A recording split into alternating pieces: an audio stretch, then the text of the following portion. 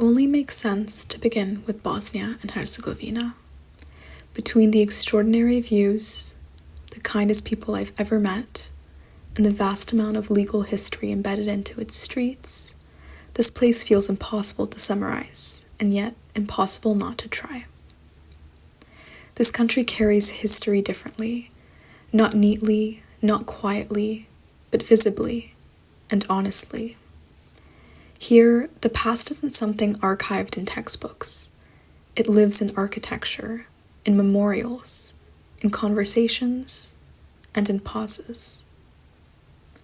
Bosnia and Herzegovina is often discussed in international law classrooms as a case study of genocide, of international criminal accountability, of peace agreements drafted under impossible circumstances. But being here reminds you that international law doesn't begin in courtrooms or treaties. It begins with people.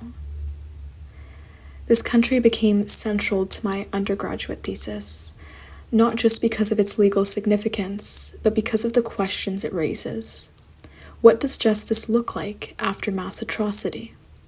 Can international law truly repair what violence fractures? And what responsibility does the international community hold once all the cameras leave? This country didn't just shape my academic work, it shaped my life and the direction I'm choosing to take it in. It made me recognize that international human rights law requires urgency, humanity, and imperfection.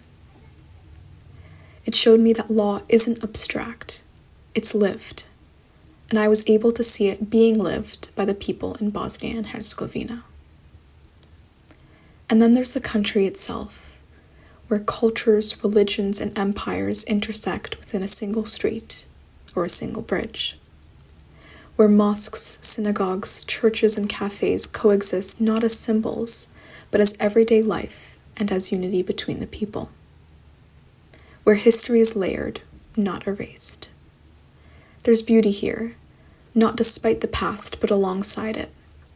In the call to prayer echoing through the hills, in the sound of coffee cups clinking together, in the warmth of strangers who treat you like you belong, no matter where you come from.